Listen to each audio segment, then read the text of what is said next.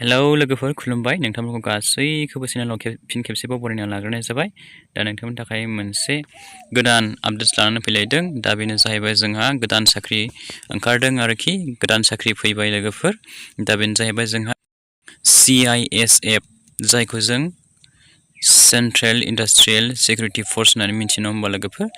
CISF निफ्राय जोंहा गोदान साख्रिनि भेकेन्सि ओंखारना फैलायदों लोगोफोर दा बेनो जाहैबाय बे पस्टआ जाहैबाय जोंहा कनस्टेबल लेभेलावहाय ड्राइभार एन्ड कनस्टेबल ड्राइभार काम फार्म अपारेटर ड्राइभार फर फायार सार्भिसावहाय आरोखि ड्राइभार पस्टनि ओंखारना फैदों CISF निफ्राय दा जों बारा गोबाव खालामा लोगोफोर दा बेनि अफिसियेल नटिसखौ जों नायगोन दा नैबेनो आरोखि अफिसियेल नटिसाहाय दा बेनि अफिसियेल नटिसा ओंखारबाय दा बिनि अनलाइन एप्लिकेसन एप्लाइ खालामनाय प्रसेसाहाय बिनि फैबाय थानाय फेब्रुवारि मासनि 3 थारिखनिफ्राय स्टार्टिं जागोन ओमफ्राय मार्च मासाव जोबहैगोन दा नोंथांमोना गासै एलिजिबिलिटि क्राइटेरिया एडुकेसन क्वालिफिकेसन बेखौ गासै A to Z डिटेल्स आं बे भिडिअनि गेजेरजों शेयार खालामना नोंथांमोननो खिन्थाहरबाय दं नोंथांमोना जास्ट भिडिअखौ स्किप खालामनासो नायलांबाय थाबानो जाबाय स्किप खालामना नायोब्ला नोंथांमोना माखासे इम्परटेन्सफोरखौहाय नोंथांमोना मिन्थिजोबनाय नङा बेनिखायनो नोंथांमोना भिडिअखौ स्किप खालामनासो नायबानो जाबाय दा आङो खिन्थाहरबाय दं लोगोफोर दा जोंहा नैबाव नायदो नै लोगोफोर जोंहा कनस्टेबल ड्राइभारावहाय बेसेबां पस्ट दङ आनरिजार्भआ 344 पस्ट दङ SC फोरा 126 ST फोराहाय 63 OBC बिथांमोना 228 EWS केन्डिडेट्सफोराहाय 84 टटेल जोंहा 845 पस्ट दं दै लोगोफोर कनस्टेबल ड्राइभार पस्टआवहाय दा कनस्टेबल ड्राइभार काम फार्म अपारेटर ड्राइभार फायार सार्भिसावहाय नोंथांमोना बेसेबां पस्ट दं नैबाव नायनानै लाबानो जाबाय आनरिजार्भआ 116 जन SC फोरा 41 ST फोरा 20 जन OBC बिथांमोना 75 EWS केन्डिडेट्सफोराहाय 27 बेनिफ्राय जोंहा टटेल 279 पस्ट दङ आरोखि ओमफ्राय टटेल ड्राइभार पस्टजों ड्राइभार काम फार्म अपारेटर ड्राइभार फायार सार्भिसजों गासै टटेल 1124 पस्ट दं आरोखि दा नोंथांमोना क्लियार जाबाय बे पस्टआहाय बेनिफ्राय जोंहा माखासे क्राइटेरिया दङ बेखौ आं नोंथांमोननो खिन्थाहरगासिनो दङ नोंथांमोना भिडिअखौ स्किप खालामनासो नायलांबाय थाबानो जाबाय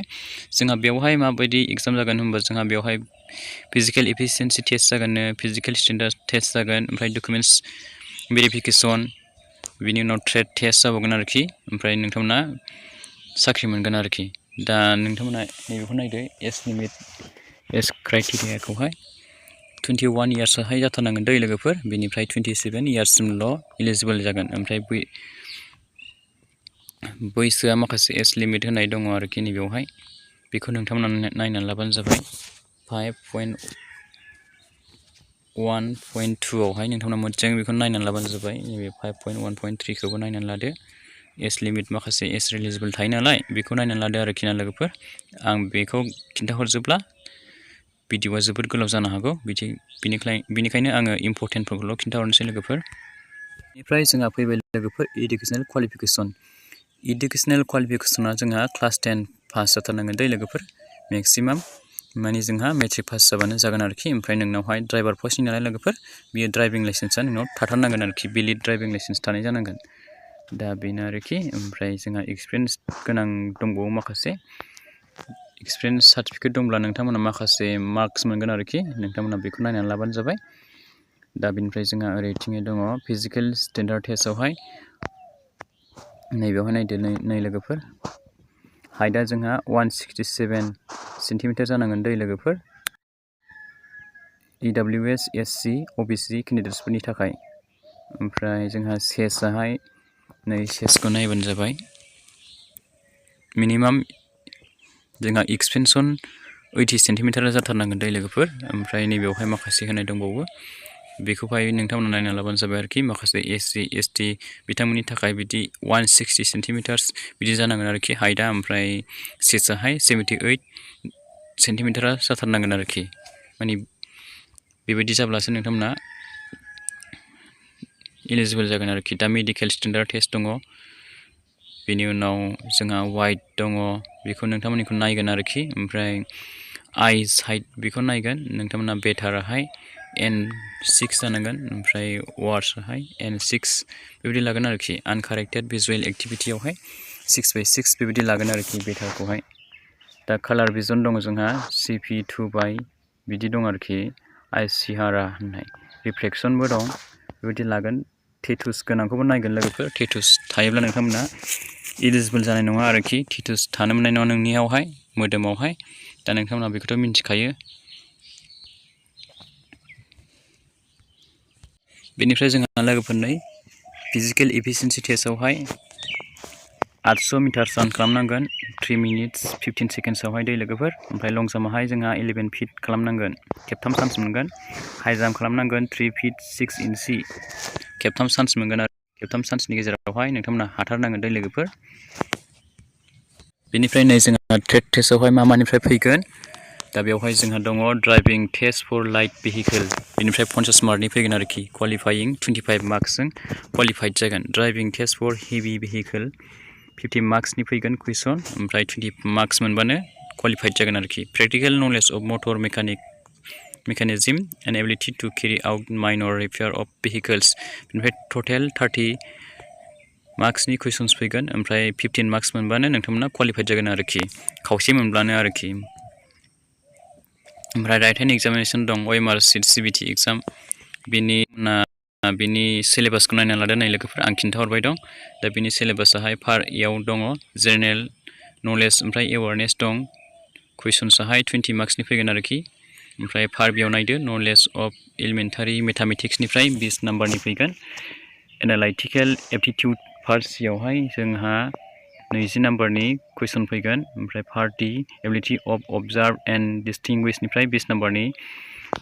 कुइसन फैगोन आरोखि ओमफ्राय पार्ट इयाव नायदो बेसिक नलेज इंलिश अब्लिक हिन्दी होना होदों ओमफ्राय बेवहाय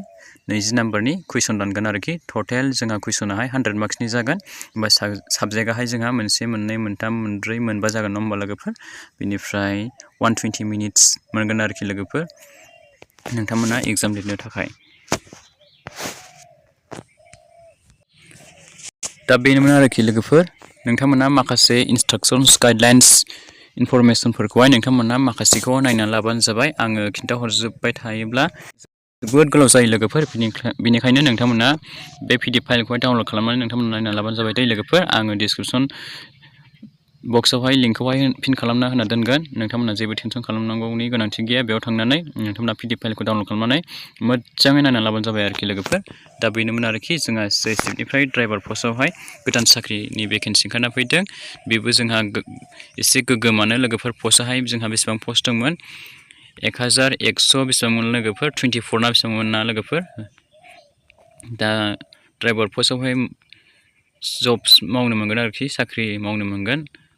दा जायफोरा इन्टारेस्टेड नोंथांमोना एप्लाइ खालामना लाबानो जाबाय बिनि अफिसियेल एडभार्टाइजमेन्ट नटिसआहाय ओंखारखाबाय दा जोंहा बाखि